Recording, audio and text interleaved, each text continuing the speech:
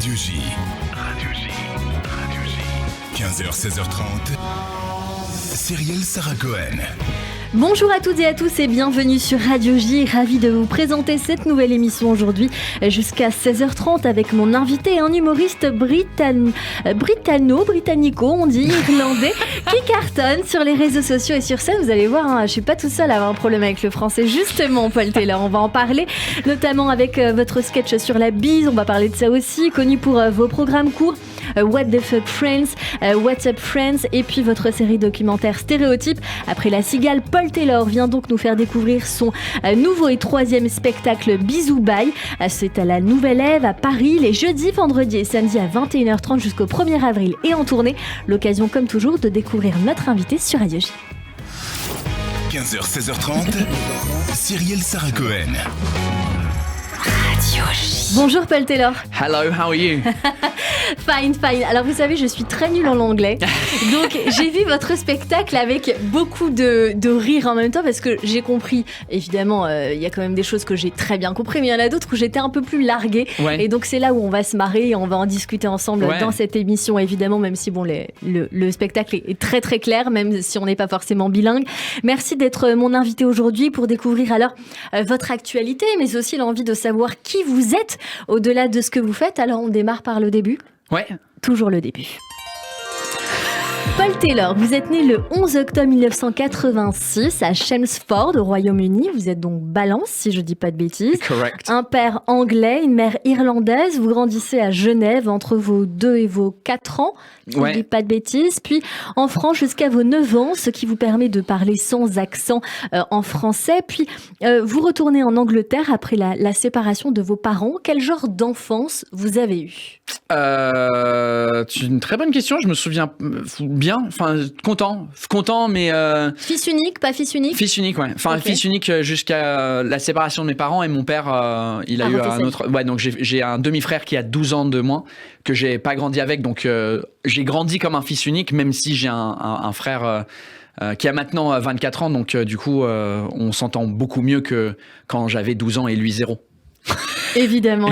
Mais alors, plutôt une enfance heureuse, accompagnée de vos parents pendant un certain temps, et puis après, vous êtes resté, j'imagine, avec votre maman et vous avez grandi avec elle tout du long. Vous apprenez à parler français à partir de vos 5 ans. Ouais, je dis que c'est ce que vous dites dans le spectacle. Ouais, c'est là où j'ai commencé à apprendre à étudier le français quand j'ai commencé l'école à Genève, il me semble, vers mes 4-5 ans en tout cas. J'étais un peu dans une école française pendant quelques années et ensuite l'école internationale, mais là où je commence à apprendre le français, c'est vers cet âge-là. Vous allez donc retourner en Angleterre et vous faites alors des études de langue à Londres. Vous êtes trilingue, anglais, français, espagnol, et dans ce spectacle-là, on va voir que vous vous en servez de ces 3 langues. Vous devenez ensuite vendeur pour la marque Apple, peut-être même plus que vendeur, manager, je ne sais pas, vous allez nous le dire.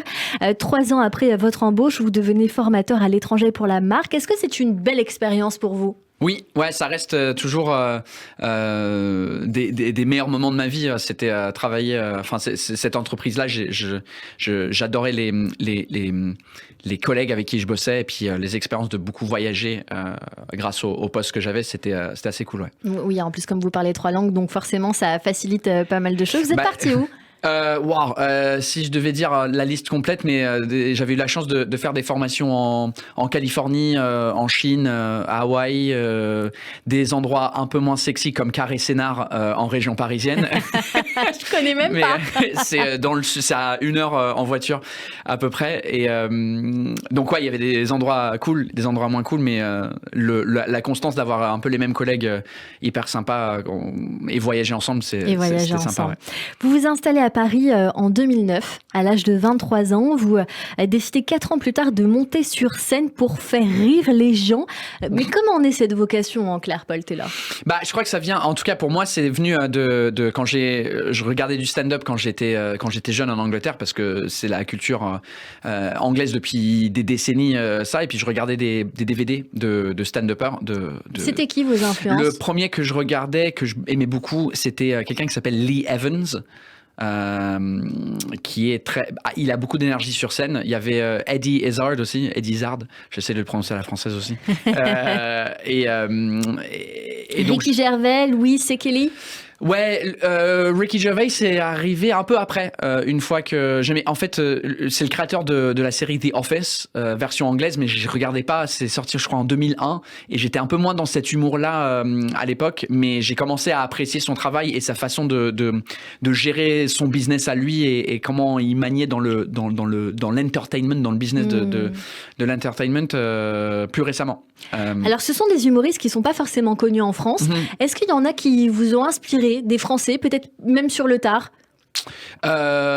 C'est plus maintenant quand je regarde les parcours de certains amis, collègues, que je me dis ouais, franchement, si j'étais à ce niveau-là, je serais très content. Il y a Verino que je cite souvent, qui est un pote et franchement. Je vous vois très bien copain en plus. Ouais, j'ai reçu Verino il y a pas mal de temps. Ouais. Je vous vois super bien copain. Je suis pas du tout étonnée.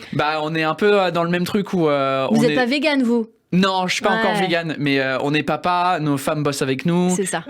Mais oui, ça se sent sur scène. Et on est beaucoup dans les vidéos en ligne pour faire la promo du spectacle, donc on a un peu des parcours similaires dans ce sens-là. Mais ouais, il y a plein de. En fait, c'est vraiment cette génération-là d'humoristes dont je m'inspire, desquels je m'inspire. Je sais jamais ces trucs-là. Mais vous définissez alors avant tout comme un comédien de stand-up. Ouais. Après quelques essais en Angleterre sur des scènes amateurs, vous montez à l'heure sur scène pour la première fois à Paris en 2013. Et comme je suis très sensible, comme nos auditeurs, aux premières fois, est-ce que vous vous en souvenez de cette émotion, de ce que vous avez fait sur scène, où c'était même?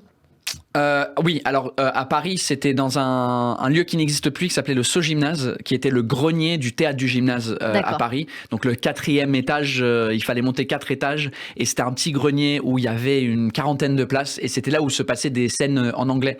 Parce que j'ai commencé en anglais en France, même si on est en France, mais j'ai un pote qui est devenu un pote évidemment, qui s'appelle Sébastien Marx, qui gère toujours ce plateau-là, mais qui n'existe plus dans cette soirée-là. Donc c'était ma première fois en anglais. Je me souviens pas du tout de ce que je racontais, par contre. En vrai, je crois que dedans il y avait mon sketch sur la bise, ce qui est devenu un peu le sketch emblématique qui a explosé il y a plusieurs années, sur le fait qu'en France on se fait la bise. Mais je crois que c'était le début de ce sketch-là, donc forcément les débuts de sketch, quand on n'a pas de temps de scène et on n'est pas à l'aise sur scène, il y a personne qui rigole. C'est pas évident, oui, de tester le matos, comme on dit. Alors, comme tout jeune qui se respecte, vous nous l'avez dit tout à l'heure, comme Verino, vous avez envie de tester la com sur les réseaux sociaux et même démarrer comme ça, et donc vous misez sur ça en ligne avec la vidéo La Bise, mise en ligne le 1er janvier 2016, et c'est à ce moment-là que vous allez vous révéler au public français. Un extrait. Hi, my name's Paul. I live in France, and one of the things that annoys me the most about living here is la bise, the French way to say hello. For example, if I meet a girl that I've never met before, I don't know what to do. Do I shake her hand? Do I give her 1 kiss? Do I give her 2 kisses? Do I give her 3 kisses? Do I give her 4 kisses? Do I give her 5 kisses? How many fucking kisses should I be giving you? Il n'y a pas de sous-titres à la radio. Non, il n'y a pas de sous-titres à la radio, mais vous voulez que je vous dise, même moi qui suis mauvaise en anglais, j'ai tout compris. Donc c'est vrai qu'on a du mal à savoir, et franchement c'est très dur quand on n'est pas français de base, et même quand on l'est, de savoir si on commence par la droite ou par la gauche. Moi par exemple, j'étais dans le sud là il y a ce week-end, on commence par la droite, alors qu'à Paris on commence par la gauche, et puis un autre endroit du sud, par exemple à Montpellier, on en fait 3. C'est vraiment pas évident de savoir. Et comment vous avez eu l'idée de créer ce sketch-là? Comment il est venu à vous? Il est venu parce que j'ai découvert récemment, parce que quand j'ai fêté mes 10 ans sur scène à la Cigale début janvier, j'ai retrouvé la vidéo de ma première fois sur scène à Londres, parce que j'ai fait 7 ou 8 scènes ouvertes à Londres avant de déménager à Paris et arrêter le stand-up pour Apple, et ensuite essayer de recommencer. Mais il y avait le début de ce sketch-là, parce que à l'époque j'avais rencontré ma femme à Londres, à l'université, on s'est rencontrés, et du coup je me suis retrouvé un peu dans des cercles avec des Français. Oui, parce qu'elle est française. Elle est française, oui, elle est française, et du coup je crois que j'avais déjà cette observation de je comprends pas pourquoi vous compliquez, parce que j'ai vécu en Espagne, et en Espagne ils se font tous la bise de la même manière, ça change pas par région, c'est pareil dans tout le pays, pareil en Italie, et j'ai l'impression que la France, en tout cas c'est le seul pays que j'ai visité où il y a une différence de tout ça, et je trouve que ça a une complication en plus, et le fait d'être obligé de se faire ça individuellement à tout le monde, surtout quand il y a un groupe de personnes. Les formations que je faisais chez Apple, on était 50, et donc on commençait à 9h, mais en vrai on commençait à 9h25, le temps que les 60 personnes se fassent la bise, c'était un enfer. Et donc du coup je crois que cette cette expérience cumulative qui m'a fait dire bon, je vais essayer de voir si je suis le seul à trouver ça con ou si le public, enfin les Français trouvent ça aussi con. Mais à chaque personne que je racontais individuellement, ils disaient ouais c'est bizarre. Et une fois que j'ai raconté ça sur scène, on se rend bien compte que oui. Alors je pense que le Covid a dû vous aider puisque maintenant on fait plus tellement la bise depuis. Oui, mais non, parce que du coup maintenant c'est revenu. Mais c'est revenu avec la complication en plus de check, de serrage de main. Donc en fait, on a rajouté aux couches compliquées. C'est vrai, on ne sait plus ce qu'on doit faire en fait. On ne sait plus trop à quoi s'attendre. Ça s'est arrêté à un moment donné et maintenant ça a repris, mais deux fois plus compliqué. 2 fois plus compliqué, c'est très vrai. Paul Taylor, racontez-nous l'histoire de cette vidéo parce que ça a l'air anecdotique dit comme ça, mais en fait c'est beaucoup plus compliqué ou beaucoup plus simple, je ne sais pas comment on pourrait dire. Cette vidéo, elle vous ouvre des portes, c'est incroyable. Elle a une vraie histoire en fait. Oui, à la base, donc c'est un sketch que je fais sur scène. C'est un peu mes dernières 5 minutes qui cartonnent quand je fais 15 minutes sur des scènes ouvertes à Paris et des plateaux d'humour. Quand on fait 15 minutes, les dernières 5, c'était la bise et c'est le truc qui cartonnait. Et on avait des scènes anglaises à Paris qu'on avait du mal à remplir. Et un pote à moi, il me dit, viens, on filme ton sketch. D'une façon pas de toi sur scène mais une façon en plan séquence et tout ça et on voit si ça fait la promo du spectacle pour faire venir des gens. On fait la vidéo et ça explose sur YouTube, on a eu 1 million de vues en une semaine, un truc comme ça, et c'était 1 mois et demi après les attentats en France. Et donc du coup je crois que c'était le bon timing d'un truc où on parlait de la culture française mais je me moquais de la culture française mais on venait d'avoir atteinte à notre culture française. Et donc du coup je crois que le buzz a été créé aussi grâce au fait qu'on rigolait plus. Ça faisait 2 mois qu'on était un peu sous le choc. Ouais.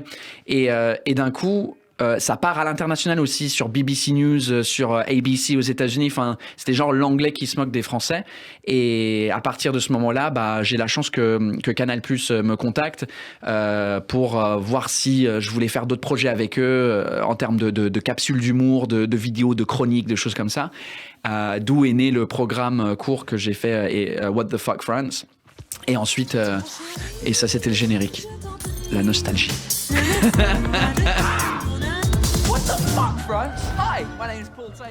Et donc voilà, et à chaque fois ça démarre comme ça et puis vous expliquez en règle, bon celui-là c'est sur la langue anglaise, mais en gros vous décortiquez avec humour les entre guillemets singularités, particularités des Français aux yeux d'un expatrié. C'est ça, ouais. Et ça va durer pas mal de temps, vous allez en faire je crois une trentaine, quelque chose comme ça. Ouais, c'était une saison donc de septembre à juin, une saison télé, donc on a fait 34 épisodes total.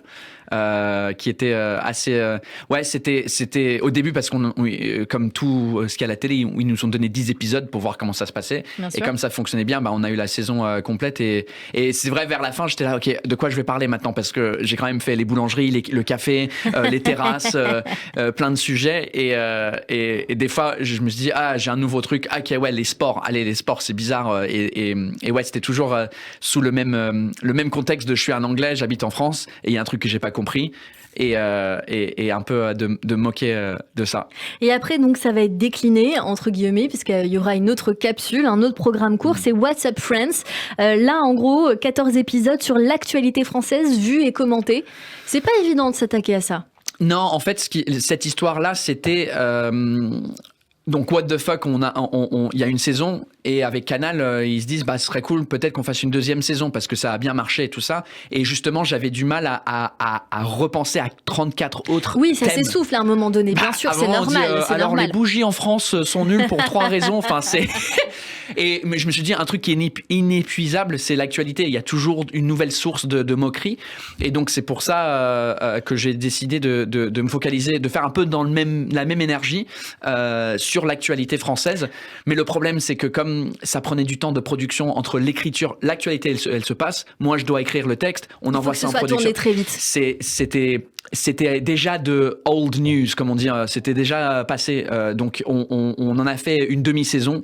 Avant de travailler sur autre chose. En fait, il aurait fallu, je me permets, que vous soyez en direct peut-être dans l'émission Quotidien, c'est une idée comme une autre qui était à ce moment-là sur Canal pour peut-être faire quelque chose avec Stéréotrip ensuite. Oui. Alors, dites-nous. Stéréotrip, c'était donc après What the Fuck. Contraction de stéréotype et road trip. Road trip, stéréotype, ouais, c'est ça. Dans ma tête, c'était une bonne idée le titre, mais beaucoup de gens ils appellent ça stéréotrip, stéréotype, et ils savent pas exactement. Mais ouais, c'était Donc après cette période de what the fuck, j'ai dit ok, faisons le truc de l'actualité, mais j'ai une idée de série documentaire où, au lieu de me moquer de la France, je vais dans les autres pays européens pour voir si les stéréotypes qu'on a sur eux sont vrais ou pas. C'est quoi le pire cliché ? Bah ça dépend du pays. Ouais. La France, on s'imagine bien, mais par exemple l'Espagne, puisque vous parlez aussi espagnol et que vous en parlez dans votre spectacle. Ouais, bah l'Espagne, en fait, je demandais à mon public sur les réseaux, c'est quoi vos stéréotypes, et on prenait les top 5. Donc en Espagne, il y avait qui mangent tard, on avait qui font la sieste, qui savent tous danser le flamenco, et l'idée c'était d'y aller et parler avec des sociologues, des danseurs de flamenco, des historiens, pour voir si les stéréotypes qu'on a sur eux, c'était vrai ou pas. Et si c'est vrai, pourquoi c'est vrai? Si c'est pas vrai, pourquoi on pense que c'est vrai? Paul Taylor, tout ça va cartonner grâce à ces formats. Vous allez devenir très vite un phénomène sur les réseaux sociaux et dans les salles. Comment vous l'expliquez? Il y a aujourd'hui près de 200 millions de vidéos cumulées sur vos réseaux sociaux. Ah ouais. Comment vous expliquez ce succès? Comment je l'explique? J'ai aucune idée. Je sais pas. Je pense au début, le truc qui a fonctionné, c'est que les Anglais, on est très réputés pour le flegme britannique et être très genre comme Hugh Grant et tous ces personnages-là, genre oui, hello, very, very nice, yes, very good, très poli, la reine, la famille royale, yes, hello, et de voir un peu l'opposé, d'amener une énergie un peu énervée sur ça. Et les Français, mine de rien, vous aimez bien qu'on parle de vous, en bien ou du mal. Et j'ai découvert ça sur scène avant tout ce truc de vidéo. Je montais sur scène en France en mode je suis anglais, et puis en Angleterre, on est vraiment cons les Anglais, et je me moquais de moi-même. Et ça réactionnait pas, c'est pas du français. Mais du coup, vous me perturbez là. Du coup, ça ne réagissait pas. Il réagissait pas. Voilà. Et un jour, j'étais tellement énervé que personne rigole parce que c'était des bonnes blagues. Je dis mais de toute façon, vous les Français avec votre bise et tout ça. Et après, je me lance et là, ça rigole. Je dis ok, là, il fallait juste que je parle de vous pour que... Il y a un fil à tirer. Ouais. Alors, vous allez démarrer dans le même temps vos spectacles. Vous nous l'avez dit, vous êtes sur scène depuis toujours, finalement. Et vous faites vos débuts sur scène avec le spectacle Franglais, que vous allez jouer pendant pas mal de temps, 3 ans, de 2016 à 2019. 50% in French, 50% en anglais. C'est ça, votre ADN? Oui, c'était, je crois, une des raisons du succès aussi, c'est, pour revenir à ça, c'était le fait que ce soit un concept unique en France. Personne n'avait fait un spectacle bilingue où la moitié était en français, l'autre en anglais. Parce que mon collègue Sébastien, qui gère la scène, lui, il avait 2 spectacles, un spectacle entièrement en français et le même quasiment entièrement en anglais pour les 2 publics. Et je me suis dit, je vais tenter un autre truc, je vais tenter de faire le truc en bilingue, parce que c'est ma vie en fait. Comme je travaillais à l'époque chez Apple et j'étais toujours en anglais, mais ma vie était en France. En fait, mon cerveau fonctionnait un peu dans les 2 langues. Et je me suis dit, peut-être que... Il y a beaucoup de gens qui m'ont dit que ça allait pas fonctionner. Les gens du métier qui me disaient, ouais, non. Il faut pas toujours écouter. Les Français parlent pas anglais, tu vas scinder le public. Et je me suis dit, peut-être, mais j'ai besoin d'essayer pour savoir si c'est vrai ou pas. Et vous avez bien fait d'essayer. Dans ce spectacle, vous racontez en particulier vos soucis avec la langue française, on s'en doute bien. Dans le deuxième spectacle, So British ou presque, qui se joue dans la foulée d'octobre 2019. Il faut être fort quand même pour terminer un spectacle et se relancer quelques mois plus tard avec un second spectacle. J'imagine que vous l'avez écrit pendant même que vous étiez sur scène. C'est ça en fait. C'est en tout cas moi comment je fonctionne, c'est à chaque fois que je trouve il y a un truc qui m'arrive qui est drôle, je le note dans mon téléphone. Donc en fait quand je termine, en fait c'est beaucoup de blagues que je voulais rajouter dans le premier. Mais si on rajoute des blagues, ça veut dire qu'il faut qu'on enlève parce que sinon le spectacle il dure 4 heures. Donc en fait c'était un peu le spectacle qui était là, qui était déjà fait, mais il fallait juste le mettre ensemble. Est-ce que vous dites c'est très juste, Paul Taylor, parce qu'on va le vérifier dans le 3e spectacle. J'y arrive, juste pour terminer sur So British, dans la foulée d'octobre 2019 à juin 2022. C'est un spectacle sur l'identité. Et dans ce dernier spectacle, donc, depuis quelques semaines, votre 3e et nouveau spectacle, Bisous by X. C'est ça? Oui. Bisous by X. Le X, c'est les Anglais, comment on fait une... XOXO? Oui, on fait une petite bise. Ouais, exactly, yeah. Okay. Donc ça joue à la Nouvelle Ève à Paris, les jeudis, vendredis et samedis à 21h30 jusqu'au 1er avril et ça part en tournée. Pourquoi Bisous by? Le concept c'était parce que pour avancer entre guillemets à la prochaine étape, il faut que je dise au revoir à plein de choses, que ça soit personnel ou professionnel. Professionnellement, c'est je crois que je vais dire au revoir au concept du bilingue. Ça c'est le 3e spectacle. Je crois que j'ai atteint tout ce que je voulais atteindre en prouvant aux gens que ça allait fonctionner, et on fait des belles salles et ça remplit bien, donc je suis très content. Mais ça reste quand même inaccessible à beaucoup de Français parce qu'il y a de l'anglais dedans. Donc j'aimerais bien, et aux Anglais parce qu'il y a du français dedans, et donc j'aimerais bien scinder ce truc-là pour le suivant. Peut-être le faire tout en anglais pour le prochain et peut-être en même temps tout en français. C'est ça. Peut-être faire à 2 créneaux différents. C'est ça, juste pour tester, parce que là ça fait 6 ans que je suis sur 3 spectacles différents en bilingue, donc j'aimerais bien un peu dire au revoir à ce concept, entre guillemets en parenthèse pour l'instant, pour voir ce que ça donne si je joue en Angleterre pour les Anglais en anglais et en France pour les Français en français. Ouais, et puis rien n'empêche de mettre des petites touches à certains moments donnés pour la couleur. Ça m'a fait rire quelque part de voir que vous avez démarré votre carrière avec la bise, comme vous dites, et que finalement le 3e spectacle qui vient clôturer quelque part un épisode, ça s'appelle Bisous Bye. Bisous. Il y a toujours ce côté l'embrassade, quelque chose de très chaleureux, fraternel. Je ne sais pas si ça vous arrive à l'expliquer. Oui, c'était un peu un clin d'œil aussi au fait que tout a commencé avec la bise, donc Bisous Bye. Et c'est souvent comme ça que je dis au revoir aux gens en vrai ou par email, bisous bye. Et aussi, on avait fait un petit clin d'œil sympa avec les billets. Au lieu d'être à 35 €, c'est à 35,18 €. Parce que si on retourne 35,18 dans une calculatrice comme on faisait à l'école, ça donne le mot bise. Oh, c'est trop intelligent. Donc c'est des clins d'œil un peu partout. Et ouais, parce que aussi, même si je me moque des Français et des Anglais aussi, je trouve que ce que j'adore dans les deux pays, c'est que on se moque les uns les autres, mais je trouve qu'on est un peu comme des frères et sœurs, où on s'aime dans le fond, mais on aime bien se taquiner. Paul Taylor, vous vous sentez quoi ? Vous vous sentez français ? Vous vous sentez anglais ? Vous vous sentez quoi ?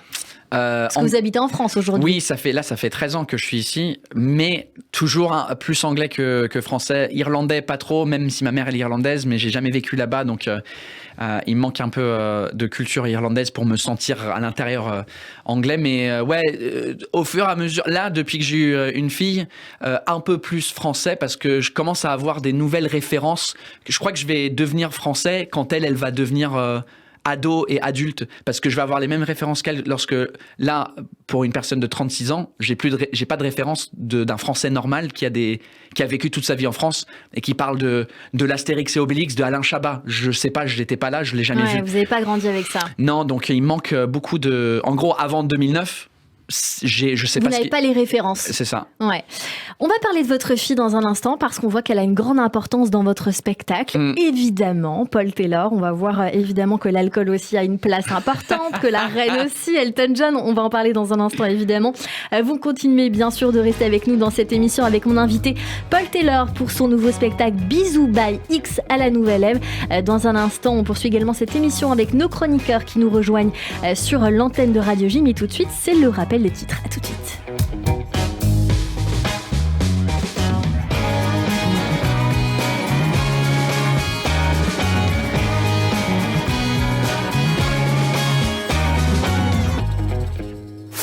Ça, c'est uniquement sur Radio J. Uniquement sur Radio J. Radio J. Bonjour, c'est Michel Drucker. Bonjour, c'est Linda Lemay. Bonjour, c'est Philippe Lelouch. Bonjour, c'est Sanseverino. Bonjour, eh bien c'est Gérard Lenormand.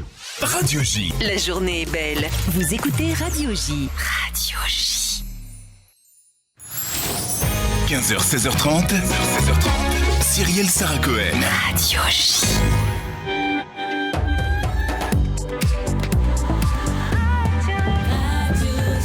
– 15h30 sur Radio J. Bonjour et bienvenue si vous venez de nous rejoindre tout de suite. Le rappel des titres avec Eva Soto.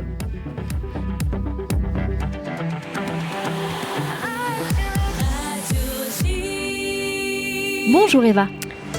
Bonjour Cyrielle, bonjour à tous. Après le tremblement de terre en Turquie et en Syrie, le Premier ministre israélien Binyamin Netanyahou a chargé le chef du Conseil de sécurité nationale d'évaluer le niveau de préparation d'Israël face au séisme. Car hier soir, pour la 3e fois depuis le tremblement de terre qui a ravagé la Turquie, la terre a tremblé en Israël. Un séisme ressenti notamment à Jérusalem et Tel Aviv de 4,4 degrés sur l'échelle de Richter. Et le tremblement de terre n'a fait ni victimes ni dégâts. Le séisme en Turquie et en Syrie, le bilan dépasse désormais les 11 200 morts. Des régions entières ont été ravagées par les secousses. Il y a des milliers de blessés et de sans-abri. Une équipe de secours israélienne a sorti ce matin une femme de 23 ans des décombres. Elle a travaillé pendant 4h30 pour pouvoir l'en sortir en toute sécurité. Israël qui fait face à une tempête hivernale, Barbara c'est son nom, balaye le pays depuis maintenant 3 jours. La neige devrait continuer à tomber jusqu'à demain, notamment sur le mont Hermon, mais le site reste fermé aux visiteurs pour raison de sécurité.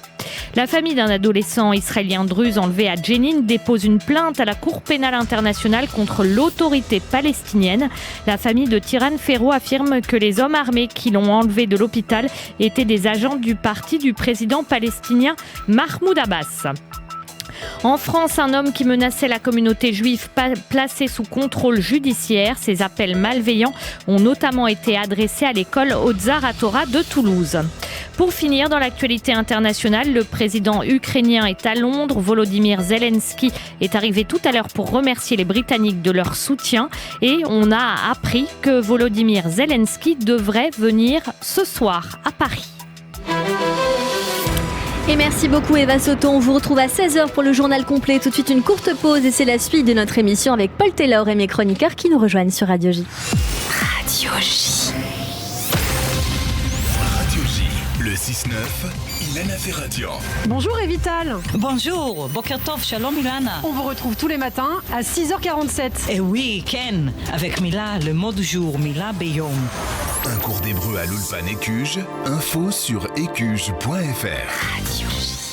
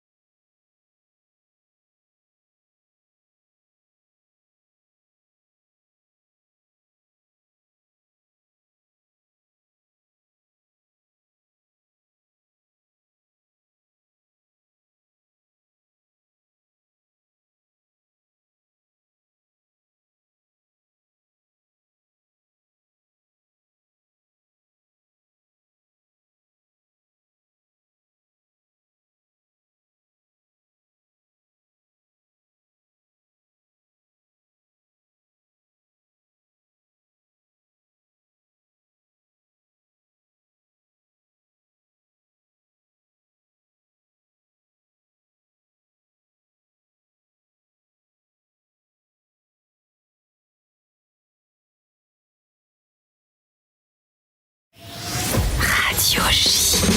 Radio J. Radio J. Radio J. 15h, 16h30. Cyrielle Sarah Cohen. De retour sur l'antenne de Radio J, merci de passer votre après-midi avec nous jusqu'à 16h30 avec mon invité aujourd'hui, Paul Taylor, pour son nouveau spectacle Bisous by X à la Nouvelle Ève à Paris, les jeudis, vendredis et samedis à 21h30. C'est jusqu'au 1er avril et en tournée, on en parlait tout à l'heure il y a quelques minutes, Paul. C'est un spectacle aussi basé sur des adieux. Oui. C'est comme je disais, je dis au revoir à plusieurs choses, le côté bilingue, mais aussi d'autres trucs plus personnels, genre l'alcool que Genre j'ai arrêté l'alcool depuis septembre et ça se passe plutôt bien. Alors, Paul, attention, vous dites que vous avez arrêté l'alcool, mais on va voir qu'il y a une expérience assez incroyable avec l'alcool et on comprend pourquoi vous avez arrêté, parce que vous avez quand même perdu pas mal d'argent à cause de cette histoire. Oui, c'est vrai. Et d'un autre côté, vous préconisez de venir vous voir avec une pinte et un dictionnaire. Oui, c'est vrai, ça n'a pas beaucoup de sens, mais j'ai arrêté l'alcool parce que j'en avais marre en fait. Mais c'est vrai que pour pas mal de gens qui me connaissent, c'était un peu ma marque de fabrique. C'était avoir une pinte sur scène, et puis j'avais créé une petite émission sur YouTube pendant le confinement qui s'appelait Happy Hour, où le principe c'était de boire une bière ensemble et puis on parle. Donc la bière et l'alcool est devenu un peu un avec moi, et là je voulais un peu casser ce truc-là. Un peu casser donc ce truc-là.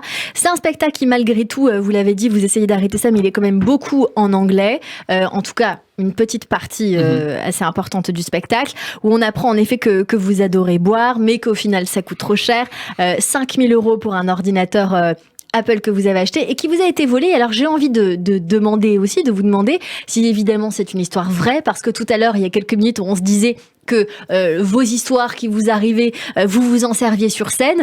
Ouais. Là, vous en parlez sur scène et c'était quelques jours avant. Ça venait de vous arriver. Oui, c'est une vraie histoire. C'est arrivé en juin dernier où je me suis fait voler mon ordinateur que je venais d'acheter pour monter le deuxième spectacle qu'on allait filmer une semaine plus tard.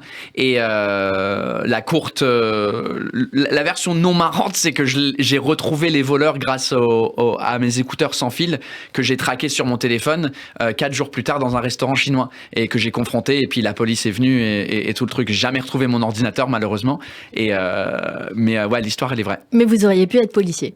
En tout cas, la police vous avez dit mais comment vous avez fait Oui, ils m'ont dit comment vous avez fait pour trouver ces gens-là, mais j'aurais pas été la police, j'aurais été la personne dans toutes les séries policières, le geek derrière l'ordinateur qui commence à traquer tout le monde et utiliser la technologie pour aider les vrais policiers à tabasser les gens. Vous parlez de la reine, vous dites God save the Queen, mais bon, finalement, pas toujours. Vous adorez Elton John, mais vous détestez le terme anobli. On va pas tout expliquer, évidemment, parce que sinon, on va tuer le spectacle. Ouais. Mais vous parlez aussi de l'apprentissage de l'anglais. On y revient. En 2020, vous avez participé avec l'humoriste américaine Sarah Donnelly à la création pour Audible d'une méthode décalée d'apprentissage de l'anglais en 3 saisons. God save my English. J'en aurais bien besoin. Et alors, vous avez décidé d'abandonner, malgré tout, sauf pour une personne, votre fille. Extrait. Donc j'ai abandonné ce truc d'essayer d'apprendre l'anglais à des gens normaux. Je peux pas. I'm not teaching anyone English anymore. Fuck it. Vous vous démerdez. La seule personne qui m'intéresse pour que j'apprenne l'anglais, c'est ma fille. En fait, elle a 3 ans et j'ai envie qu'elle apprenne l'anglais parce que en vrai, elle a que 2 influences anglaises dans sa vie. C'est moi et Peppa Pig. Ouais, donc il faut bien que je prenne le relais sur la cochonne. Donc j'essaye, ça fait 3 ans que je parle en anglais avec ma fille pour que, tu vois, elle soit bilingue. Et en vrai, après 3 ans, elle s'en bat toujours les couilles de l'anglais et de moi. Elle refuse de parler anglais, mais elle me parle uniquement. Elle comprend ce que je dis, mais elle me parle pas en anglais. Par contre, elle m'engueule moi maintenant quand moi je parle français à la maison. Je parle français à la maison avec ma femme, je suis obligé, elle est française, et comme elle est française, son niveau d'anglais est à chier. Fuck off. Donc du coup, je lui parle en français à la maison, et du coup maintenant la petite, elle m'engueule de l'autre pièce, elle fait « Papa, non, toi tu parles pas français, toi tu parles anglais, ok ?» C'est une histoire vraie, ça c'est sûr, Paul Oui, Taylor. ouais, c'est arrivé où elle m'a engueulé comme ça, et puis c'est très drôle. Les enfants, au début c'était très difficile, j'en parlais dans mon deuxième spectacle d'un peu les difficultés et les galères que c'était vraiment dur. Et là c'est devenu un peu plus sympa et plus drôle, parce qu'elle sort des trucs assez souvent qui nous font rire, dont ça où elle se comporte comme, en fait on se revoit comme un miroir. Quand elle m'engueule, je me vois moi engueuler des gens. Donc c'est assez drôle, ouais. C'est drôle et c'est inspirant. Paul Taylor, aujourd'hui, c'est près de 200 millions de vues cumulées sur les réseaux. Instagram, plus de 100 000 followers. Près de 200 000 sur Facebook et sur YouTube, plus de 300 000 followers. On vous retrouve encore sur les réseaux sociaux au quotidien, dans votre quotidien. Vous l'expliquez tout à l'heure avec ce Happy Hour live que vous avez fait, mais que vous avez décliné depuis. Et est-ce que vous continuez d'être présent sur les réseaux sociaux et vous avez envie encore de décliner d'autres choses pour qu'on vous suive au quotidien ? Ouais, bah c'est un outil indispensable dans notre métier. Maintenant, si c'est très difficile être humoriste stand-up dans le sens où notre art n'existe pas sans les réseaux sociaux maintenant. C'est la seule façon vraiment de faire la promotion. On peut faire des radios, la télé, on peut faire des affiches partout, mais ce qui en fait va vendre des billets, c'est de nous voir sur scène faire notre métier. Et donc que ça soit des extraits du spectacle ou des nouveaux mini-programmes courts ou des choses comme ça, c'est sûr qu'être actif là-dessus, c'est obligé. Vous avez dit le terme nouveau. Est-ce qu'il y a des projets du type un livre éventuellement qui recenserait tout ce que vous avez observé, ou même vous voir au cinéma en tant que l'anglais en France? Moi, j'aimerais beaucoup voir ça, Paul Taylor. Bah moi, j'attends les coups de fil. Hein. Les propositions. Mais en tout cas, il y a une quête. Ok. Non, ouais. En fait, je dis non. Je dis non à rien, sauf que quand je dis oui et puis je suis pas très content du résultat, donc après j'arrête. Mais pour le livre, ouais, je suis pas un lecteur moi-même, donc j'ai du mal à savoir qu'est-ce que je ferais avec écrire un livre. J'ai pas d'idée, donc il me faudrait quelqu'un pour m'aider avec ça, mais j'ai pas forcément l'envie. Et le cinéma, c'est du bonus si ça arrive. Là, j'ai tourné en tant qu'anglais récemment dans un film qui sortira cette année. Il y a eu Aline aussi. Aline qui était le premier où j'ai joué un Québécois. J'ai pas joué un anglais. C'est drôle. Et le deuxième, là, je joue un mini-rôle d'un vrai anglais, d'un supporter de rugby anglais. Et donc, on n'a pas le droit d'en savoir plus sur ce film. Je sais pas ce que j'ai le droit de dire et ce que j'ai pas le droit de dire, mais normalement, il sortira cette année. Enfin, je sais pas exactement quand. Mais, bientôt. Un film de qui? De Olivier Van Hoofstad. D'accord. Le réalisateur de Dick Henneck. Ok, c'est un... Ah, très bien. Voilà, attendez, vous faites un cadeau à beaucoup de nos auditeurs parce que Dick Henneck, il y en a qui sont fans depuis très longtemps. Ouais. C'est un film un peu fétiche pour certains, en tout cas beaucoup de gens que je connais. Compris. Je connaissais pas parce que comme il est sorti avant 2009, je savais pas... oui, ça fait pas partie des références. C'est ça. Je sais pas pour le coup si le réalisateur est français ou pas français. Il est belge. Il est belge, d'accord, très bien. Bon bah oui, c'est un film belge, en effet. Allez, on poursuit cette émission, bien sûr, avec toute la culture du moment ou d'avant, selon vos goûts, pour découvrir des choses que vous affectionnez, qui vous ressemblent ou qui pourraient vous plaire. Et mes acclamations, mon enthousiasme, viva notre bienfaiteur! Olé! Olé! Et on ne pouvait pas parler théâtre aujourd'hui sans parler de ces comédiens britanniques célèbres de l'histoire au théâtre. Bonjour Christophe Barbier. On connaît bien en France les principaux auteurs de théâtre britannique, mais on connaît moins les grands comédiens d'outre-Manche. Je vous en présente 3 que votre invité Cyrielle connaît forcément. Le premier s'appelle David Garrick. Il a régné sur les scènes de la deuxième moitié du XVIIIe siècle. Comédien à la diction élaborée, il se destinait à une carrière de juriste et d'écrivain, mais Londres l'a boudé. Et c'est sur les planches, au service de Shakespeare, qu'il s'est imposé. Il est aussi un directeur de théâtre qui réussit son affaire. Et à la tête du fameux Drury Lane, il s'enrichit et fait enfin jouer ses propres pièces. Garrick est aussi un théoricien qui correspond avec Denis Diderot, le philosophe français, auteur du paradoxe du comédien. Le second comédien est Edmund Kean, tellement célèbre au début du XIXe siècle qu'Alexandre Dumas lui consacre une pièce en 1836, adaptée plus tard par Jean-Paul Sartre. Jean-Paul Belmondo a joué ce rôle. Adolescent turbulent, Kean s'embarque comme marin avant de tâter du cirque. Puis le voici à Londres, où sa petite taille ne l'empêche pas de s'imposer sur les scènes. Sa vie privée passionne autant les foules que son jeu enflammé. Son divorce tumultueux l'oblige même à fuir et complète le mythe. Avec lui, la vie est un théâtre. Dumas lui fait d'ailleurs dire dans sa pièce « On est comédien comme on est prince, de naissance ». Le troisième est plus proche de nous. Il s'agit bien sûr de Laurence Olivier, qui survole tout le XXe siècle. Avec le Old Vic Theatre, il transcende Shakespeare, comme le fit Garrick. Il joue Roméo, Hamlet, Henri V, Richard III. Et comme pour Kean, c'est la vie privée de Laurence Olivier qui défraie aussi la chronique. Rumeurs d'homosexualité, mariage houleux avec Vivien Leigh, etc. Ultime point commun entre ces 3 hommes, le génie de l'incarnation. To be or not to be, un grand comédien. Et merci beaucoup Christophe Barbier. Et tout de suite, la chronique émotion de... Radio J. L'émotion de Jérôme Gaulon. Bonjour Jérôme. Bonjour Cyrielle, bonjour Paul Taylor. Dans cette chronique, on va parler d'artistes que vous aimez et on va le voir, il y a un petit peu question d'alcool. Alors on commence en musique avec l'une de vos chansons préférées.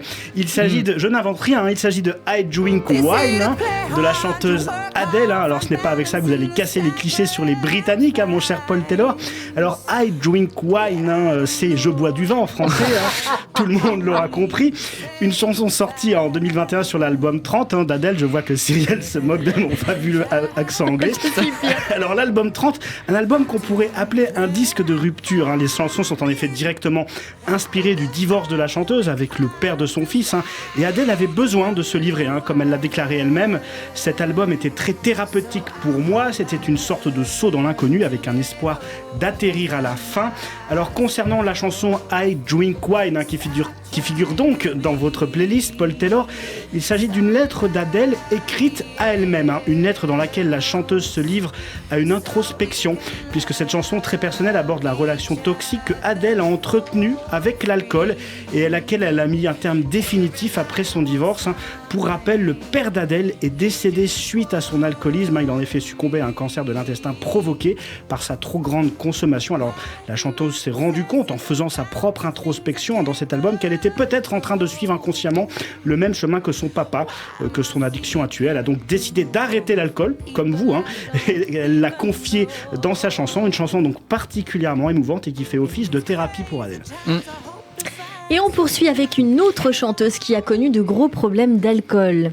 Oui, alors c'est pas volontaire, hein, mais c'est votre playlist. En plus, c'était pas volontaire. Donc je ne sais pas si c'est un hasard, mais dans votre playlist, donc figure la chanson Back to Black d'Amy Winehouse, dont on a déjà parlé dans cette émission. Alors le mot wine ne semble plus vous quitter. Amy Winehouse, une artiste disparue en 2011 à 27 ans, victime d'une surdose d'alcool. Son autopsie en effet révélé qu'elle avait 4,16 grammes par litre de sang. Même Gérard Depardieu n'atteint pas ce score-là. Alors plus sérieusement, on embrasse Gérard Depardieu. Alors plus sérieusement, un peu comme Adele, Amy Winehouse luttait depuis plusieurs années contre sa dépendance à l'alcool, sans même parler des drogues. Alors ce qu'il y a de dramatique dans cette histoire, c'est que comme Adele, Amy Winehouse avait pris conscience de son problème et pris des mesures pour lutter contre ses addictions.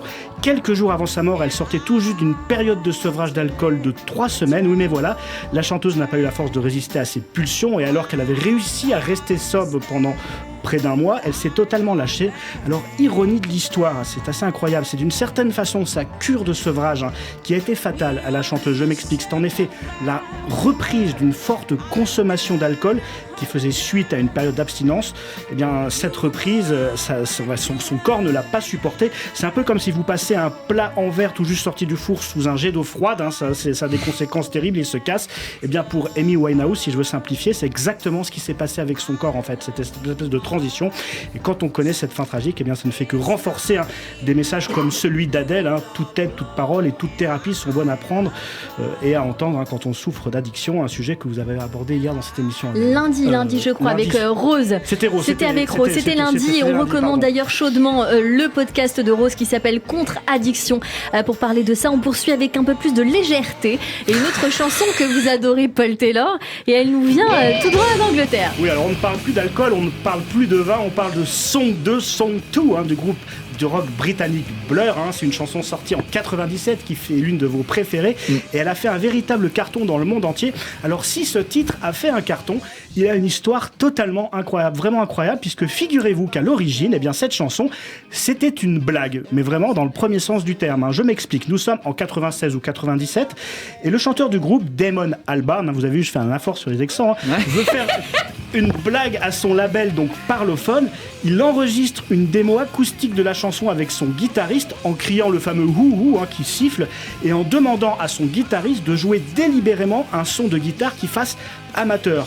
Le groupe se rend donc dans les bureaux du label et leur fait écouter donc aux gens du label leur création qui sonne pour eux comme une blague, parce qu'ils se disent voilà, on leur fait une blague, ils vont nous dire que c'est pourri et jamais ils voudront enregistrer cette chanson. Sauf que la réaction du label, elle n'est pas du tout celle attendue par le groupe. En effet, la boîte de prod tombe sous le charme du titre, même s'il a évidemment besoin de quelques retouches. Et la chose incroyable, le label, impressionné, demande à Blur comment le groupe a eu l'idée de faire une chanson qui potentiellement pouvait avoir un attrait commercial gigantesque. Eh bien, l'idée, c'était à la base tout simplement une blague, ce que les membres de Blur n'ont pas tout de suite révélé à leur boîte de prod, ils l'ont révélé quelques années plus tard. Après tout, comme le disait Michel Blanc dans Les Bronzés, sur un malentendu, ça peut marcher.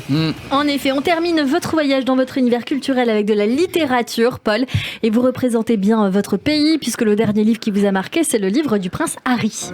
Oui, alors le prince Harry, qui s'est totalement lâché dans son livre, qui s'appelle Le Suppléant, un livre dans lequel il révèle de nombreuses anecdotes sur les coulisses de sa vie au sein de la famille royale. Alors on apprend ainsi que son père, le roi Charles, le Charles III, l'appelle toujours, depuis tout petit, « mon cher enfant », et il ne prononce jamais le prénom Harry, puisque Charles III déteste, ancien prince Charles déteste le prénom Harry, il n'a donc jamais appelé son fils Harry, il lui dit « mon cher enfant ». Harry révèle également que ses parents, donc Charles et la princesse Diana, mais aussi sa grand-mère, le surnomment depuis tout le temps Le Suppléant, d'où vient donc le titre du livre. Le Suppléant, une référence directe au fait qu'il n'était que le second et a donc été considéré comme une sorte de remplaçant. Forcément, pour un enfant, c'est quelque chose qui peut être extrêmement traumatisant.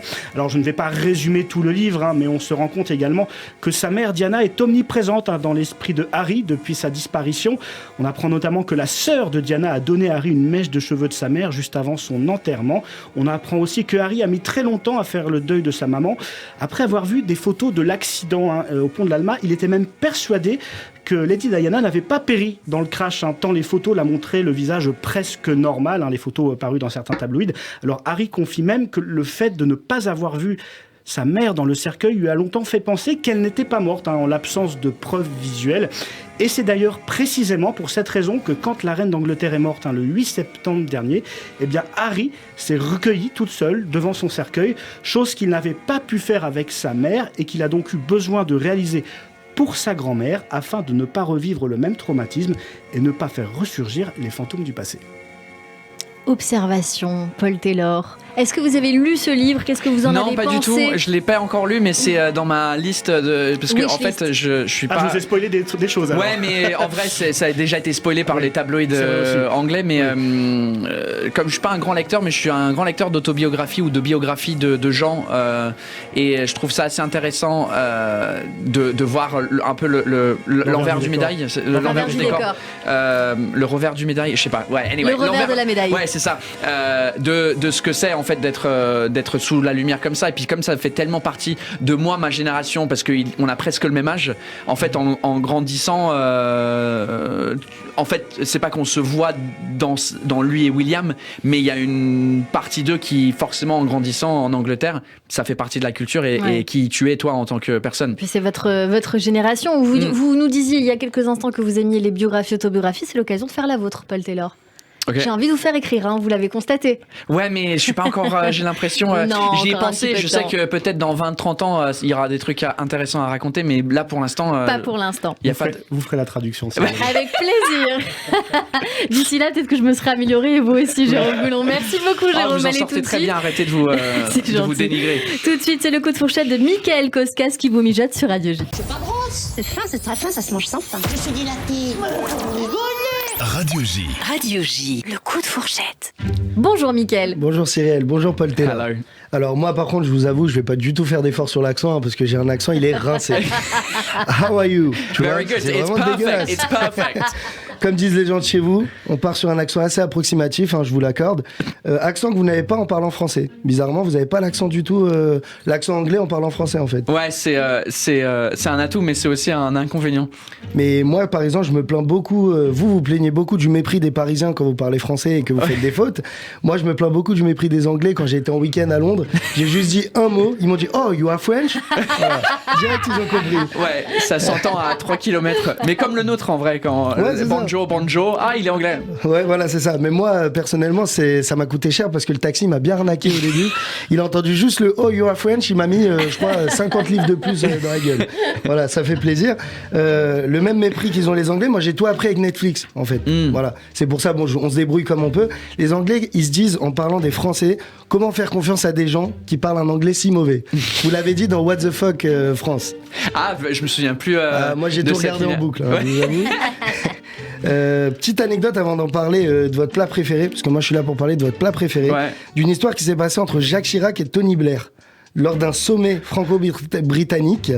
Au début on croit, la cuisine anglaise au début on croit que c'est de la merde et après on regrette que ça n'en soit pas. Ah c'est Jacques Chirac qui avait dit ça. Bon il est un peu dur le Jackie et moi je suis pas d'accord, j'ai déjà goûté les deux parce que j'ai bossé dans la plomberie, j'étais un peu plombeur comme on dit et il y en a un des deux qui a un meilleur goût que l'autre et je préciserai pas lequel. Voilà, je vous dis. Oh my god. Pour votre plat préféré, ce qui est à la baguette de la France ou la pizza à l'Italie, vous aimez le fish and chips anglais? Ouais.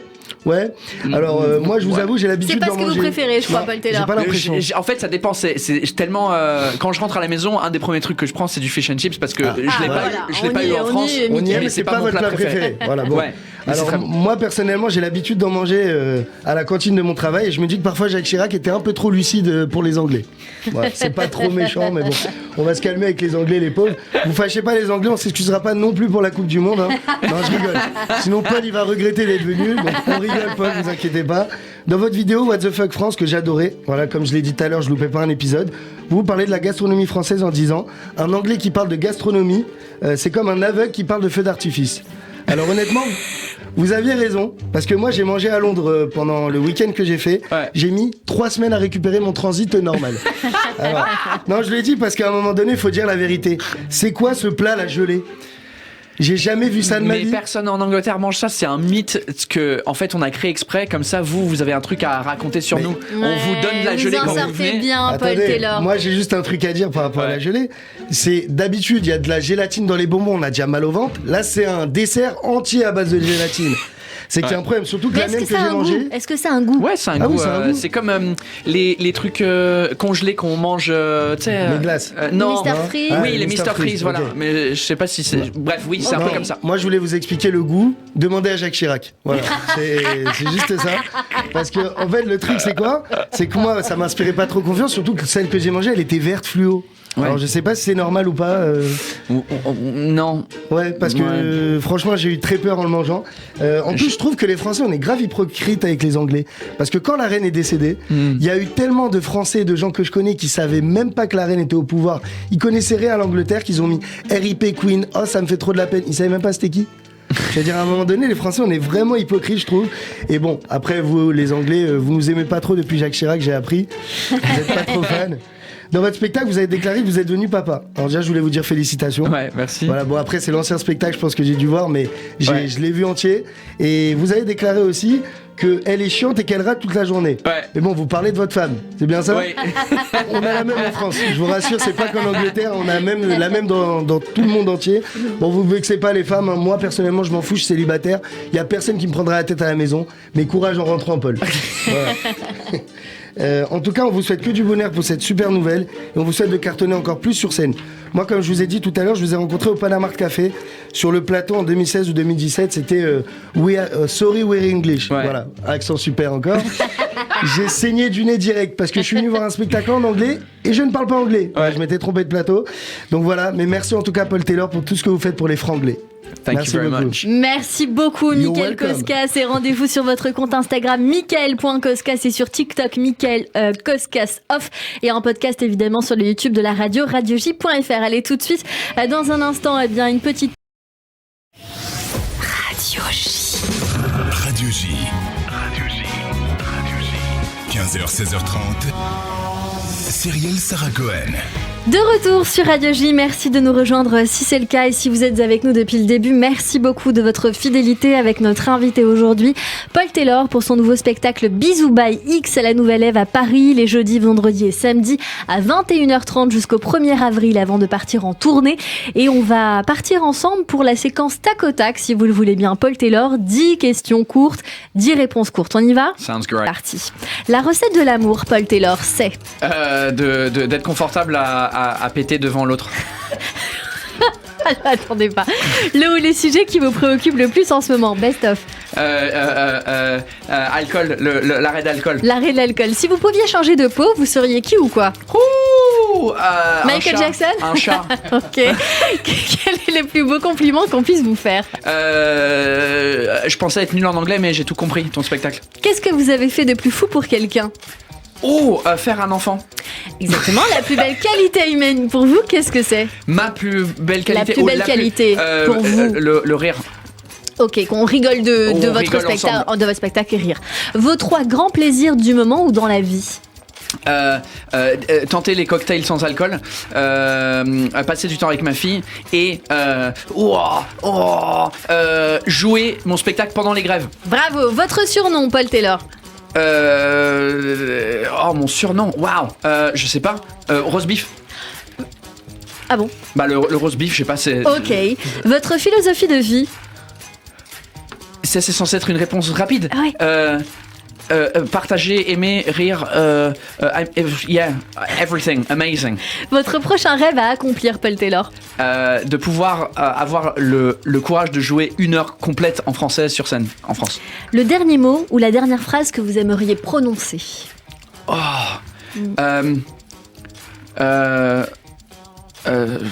Edith Piaf, je ne regrette rien. Non, c'est trop beau. Allez, notre émission continue avec le coup de cœur sur Radio J. 15h, 16h30, Cyrielle Sarah Cohen. Et tout de suite, on découvre un coup de cœur en direct après son premier repris portrait. Eh ben oui, on y va. Portrait craché en 2020. Oscar Hemsch nous fait partager le titre Plan B issu de son 2e et dernier EP Respire Bye Bye. On découvre et on en parle avec lui. Tu me supportes quand je parle fort, baby. Tu sais ce que je pense même sans faire d'effort. Tu vois ce qui est caché derrière les formes. Je sais tous les mots qui réconfortent. Et je sais tout ce qui te plaît, baby. Du soleil, un verre de chardonnay. Oui, je sais tout ce qui te plaît, baby. Je peux le faire pour toi.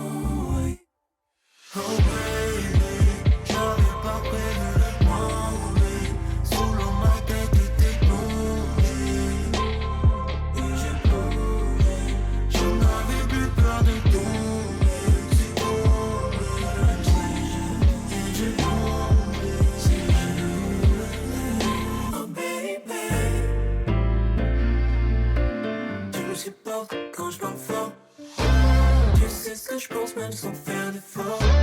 Tu vois ce qui est caché derrière les formes. Tu me supportes quand je parle fort, baby. Tu sais ce que je pense même sans faire d'effort. Tu vois ce qui est caché derrière les formes. Tu sais tous les mots qui réconfortent. Et je sais tout ce qui te plaît, baby. Du soleil, un verre de chardonnay. Oui, je sais tout ce qui te plaît, baby. Je peux le faire, Tu me supportes quand je parle fort, baby. Tu sais ce que je pense même sans faire d'effort. Tu vois ce qui est caché derrière les formes. Tu sais tous les mots qui réconfortent. Je sais tout ce qui te plaît, baby. Du soleil, un verre de chardonnay. Et je sais tout ce qui te plaît, baby. Je peux le faire pour toi. Oscar Hemsch sur l'antenne de Radio J. Bonjour Oscar. Bonjour. Merci beaucoup d'être mon invité aujourd'hui. Je suis hyper heureuse parce que ça fait pas mal de temps que je vous ai repéré sur les réseaux sociaux.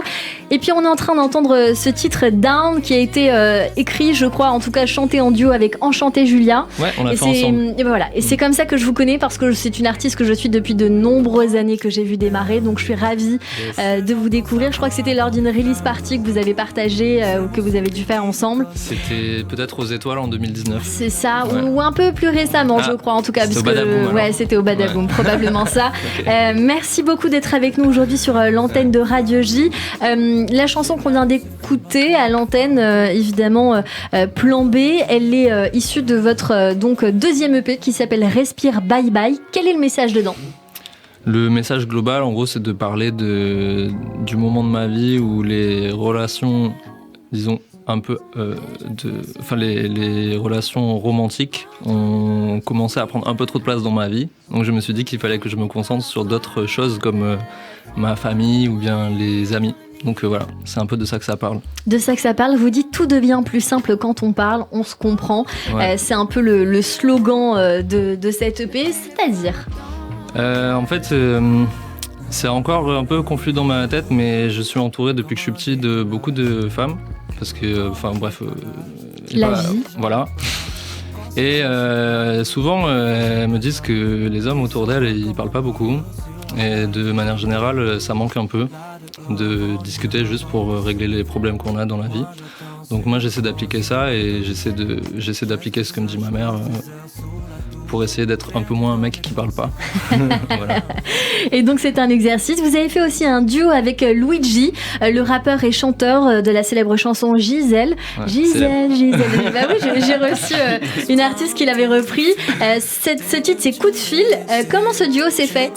J'ai commencé à travailler avec lui en 2019 justement parce qu'il avait fait un morceau avec Enchanté Julia qui s'appelle Cinéma que j'ai produit parce que je suis aussi producteur. Et en fait on a vraiment matché musicalement, on a plein de références culturelles en commun. Donc on s'est dit qu'on avait envie de faire plus de musique ensemble et j'ai eu la chance d'avoir sa confiance sur ce morceau parce que c'est quelqu'un qui fait très peu de featuring. C'est ça. Il en fait un peu plus là ces derniers temps, mais en tout cas au moment où on a sorti le morceau Coup de fil, il en faisait très peu. Et évidemment c'est un morceau qui a grave propulsé genre mes streams, tout ça et tout, parce que Luigi est beaucoup plus avancé que moi dans sa carrière. Donc c'était trop bien de pouvoir faire ça. Et là on continue de bosser ensemble, voilà. Donc vous continuez à produire. Oscar Hemsch, pas mieux que vous pour parler de vous. Alors évidemment j'ai votre biographie sous les yeux, mais je pense que le plus simple c'est que vous puissiez nous éclairer sur votre parcours, comment vous êtes arrivé à la musique, d'où vous venez. Je crois qu'il y a Toulouse dans les parages, mais vous allez nous dire quel âge vous avez éventuellement. Et puis où est-ce que vous voulez aller avec votre univers. Vous avez une petite minute pour nous dire ça sur l'antenne de Radio J. C'est quand vous voulez, mais c'est parti. Ok, yes. Donc moi c'est Oscar Hemsch, j'ai 28 ans, j'ai grandi vers Toulouse.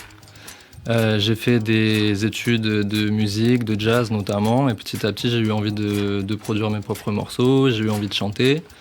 Et j'ai fini par écrire mes chansons en français, et je fais ça depuis 2019 en gros. Et je fais des chansons en français qui sont pas mal influencées par la musique américaine, afro-américaine surtout, la soul, le jazz, ce genre de choses. Et donc j'ai sorti mon dernier EP Respire Bye Bye l'année dernière, qui a un 8 titres. Voilà, avec Luigi, avec Enchanté Julia, avec Bolide, donc les gens avec qui je travaille de manière récurrente. Et là, je travaille sur mon prochain projet et j'essaye de me produire le plus possible en concert, en gros. Et je crois qu'il y a des prochaines dates, il y a une date en mars. Si je dis pas de bêtises, qui devrait arriver. La prochaine date, c'est le 16 février, justement. Désolé, Paul. Non, mais c'est désolé pour nous, il y a la grève, donc... Donc ouais, ce sera le 16 février aux Étoiles. C'est une soirée qui s'appelle Esquisse, avec 2 autres artistes, dont malheureusement, je me souviens plus du nom. Et après, ouais, je vais aussi jouer en mars, mais je crois que j'ai le droit de dire ça qu'à partir de 17h. Mais en gros, ce sera le 10 mars. Voilà. Je viens de recevoir les affiches et tout. Donc voilà. Eh ben, c'est une manière de dire qu'il faut venir vous suivre sur Instagram, Oscar Emch, EMCH. Ouais. Mais en attendant de venir vous suivre sur les réseaux, on a envie de vous entendre en direct. Vous avez une guitare, donc le temps que j'explique tout ça, vous pouvez faire vos petits tests, vous placer comme on dit, Oscar Emch à suivre sur Instagram. Oscar.emch et puis sur Facebook Oscar Emch page. Merci beaucoup pour l'avoir prononcé correctement. Avec plaisir. Ça arrive pas souvent, mais c'est toujours un plaisir. Du coup, je vais vous faire un morceau qui s'appelle Respire Bye Bye, donc c'est le morceau qui a donné son nom à mon dernier EP.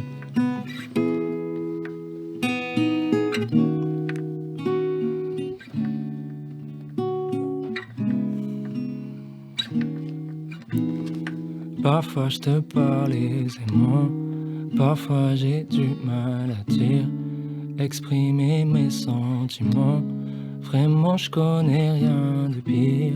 Y'a ceux qui respirent fort quand ils mentent, et ceux qui mentent comme ils respirent. Dis-moi quelque chose que j'entende ta prose, ouais. Chérie, je vais faire nécessaire. Tu sais, j'ai envie qu'on s'aime. J'écouterai plus tes conseils. Les erreurs, je ferai plus les mêmes. J'ai pas toujours été seul.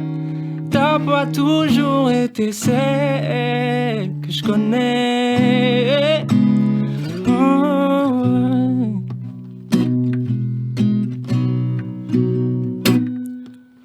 Je sais pas pourquoi, mais quand il est tard, j'écoute mes vieilles chansons dans le noir. Fume mes cigarettes comme un brouillard. Je pense à tout ce que j'ai fait jusque-là. Je sais pas pourquoi, mais quand il est tard, j'écoute mes vieilles chansons dans le noir. Fume mes cigarettes comme un brouillard. Je repense à tout ça, yes. Elle mord ses lèvres, elle mâche ses mots. Des mots sévères, des mots de trop. Les mains sévères, la fin du show. Bye bye, ciao, on s'est dit bye bye, ciao, ciao.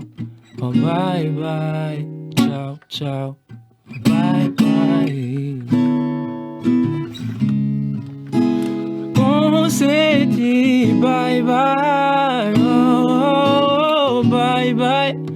On s'est dit bye bye, oh bye bye, oh bye bye.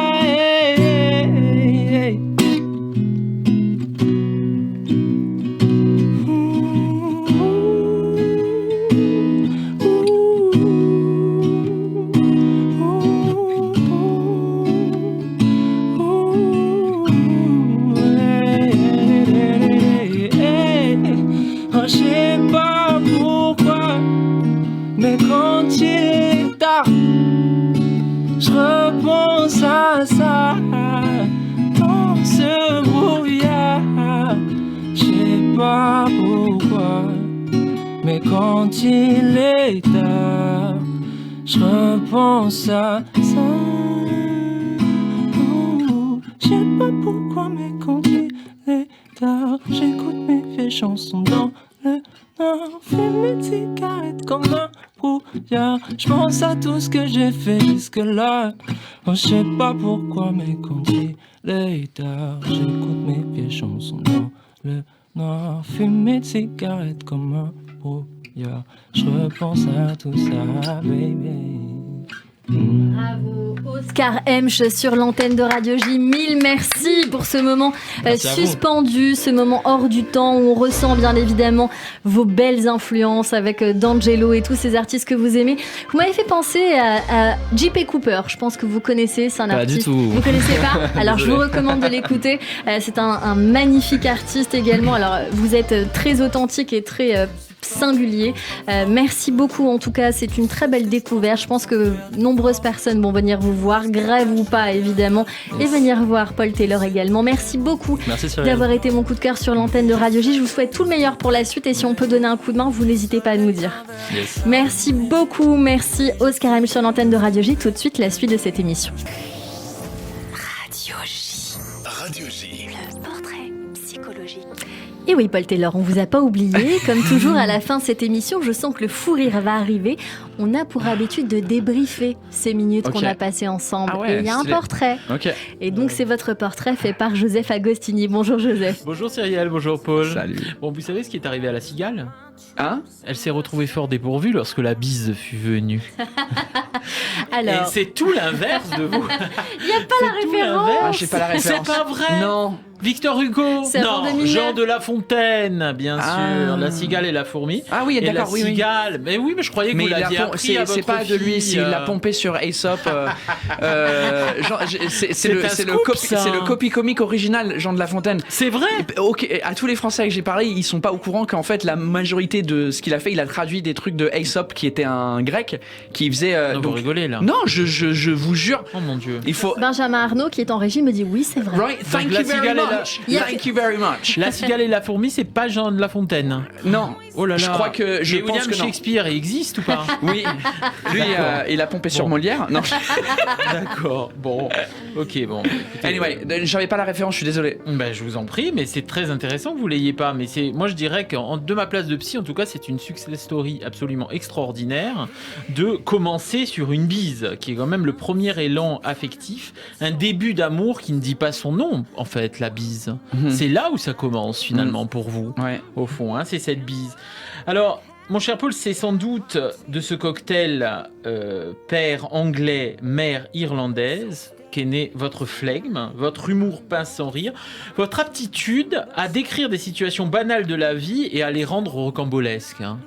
C'est vrai, au fond. Oui, c'est la simplicité, votre art. Oui, ouais. C'est c'est sympa à dire. Ouais, c'est vrai que les Irlandais, surtout, ils sont connus pour bien raconter des histoires. Est-ce qu'ils sont connus aussi pour péter sans culpabilité devant leurs femmes? Parce que c'est une question existentielle, hein, vous savez. Ouais, c'est que vous posez, hein. Bah oui, parce que du coup, en général, si on va se marier, avoir des enfants, bah on voit beaucoup plus pire dans la vie que péter devant l'autre. Et si on a du mal à faire ça, déjà, je trouve ça ok. Bon bah, on va où je dis pas le premier jour, hein, mais au bout de 5 ans, si il y a beaucoup plus pire que péter. Effectivement, je suis d'accord. Alors, de la place de psychanalyste aussi, je trouve très intéressant de faire des adieux à l'alcool sur scène en proposant aux spectateurs de venir avec une pinte et un dictionnaire. C'est ce qu'on appelle le paradoxe de la vie, et un paradoxe qu'il faut faire sien, qu'il faut complètement assumer pour faire rire. Je me trompe, on rit qu'avec des paradoxes au fond. Oui, un peu, ouais. Donc vous utilisez toujours cette méthode-là. Vous allez chercher l'envers et l'endroit, quoi, le clair-obscur. God Save the Queen, mais bon, pas toujours, par exemple. Ouais, exactement. Vous l'aimez, la reine ? Vous l'aimiez, la pauvre ? Ouais, pas... Oui, plus... ouais, mais c'est plus fort que c'était. En fait, c'est difficile à dire. C'est ça. Vous ça m'intéressait pas trop. Toujours. Ouais, ça m'intéressait pas trop la famille royale et je me désintéressais. Mais il y avait un truc forcément quand elle est décédée, il y avait un truc plus d'identité qui s'échappait dans un. C'est comme quand Notre-Dame a brûlé en France, même si on n'est pas religieux, on voyait ça tomber et il y avait un truc plus profond. Ouais. Vous n'avez pas fait de sketch sur Notre-Dame ?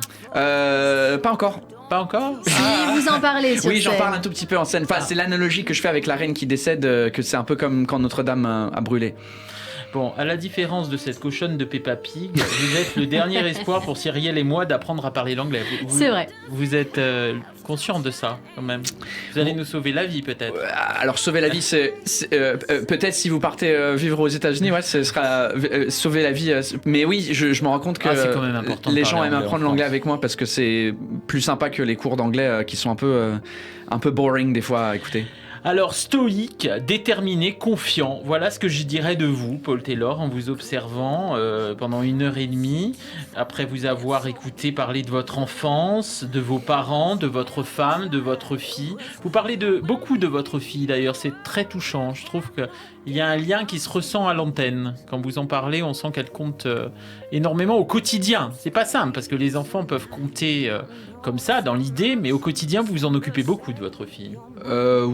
Pas autant que je devrais et que j'aimerais, mais par rapport à l'ancienne génération, genre mes parents, oui. Mais c'est ça d'être un papa en 2023. Oui, c'est ça.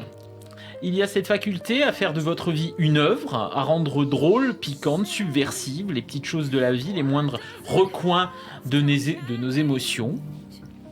Et je rappellerai quand même la devise d'Amy Winehouse, qui a rejoint le club des 27 trop tôt et qui aurait pu également devenir une grande humoriste quand on y pense.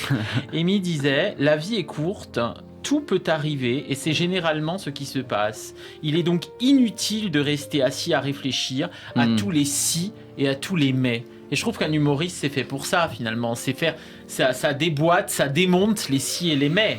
On s'en fout pendant un spectacle. Oui, c'est vrai. Après, je pense que... Enfin, moi, personnellement, je pense... ça me fait rire parce que je m'assois trop à réfléchir à beaucoup trop de choses tout le temps. Donc, mais sur scène, ça donne pas l'impression. Mais après, oui, c'est peut-être le défaut. Ouais. Donc, vous laissez aux spectateurs ce cadeau-là et puis ensuite, vous pensez. Vous êtes cérébral. Oui, un peu trop. En tout cas, cher Paul, vivez sans si, sans mais, mais avec tous vos rêves. Merci beaucoup. Merci. Et merci à vous, Joseph Agostini, pour ce beau portrait que l'on retrouve tous les mercredis sur Radio J. Radio J. 15h, 16h30, Cyrielle Sarah Cohen.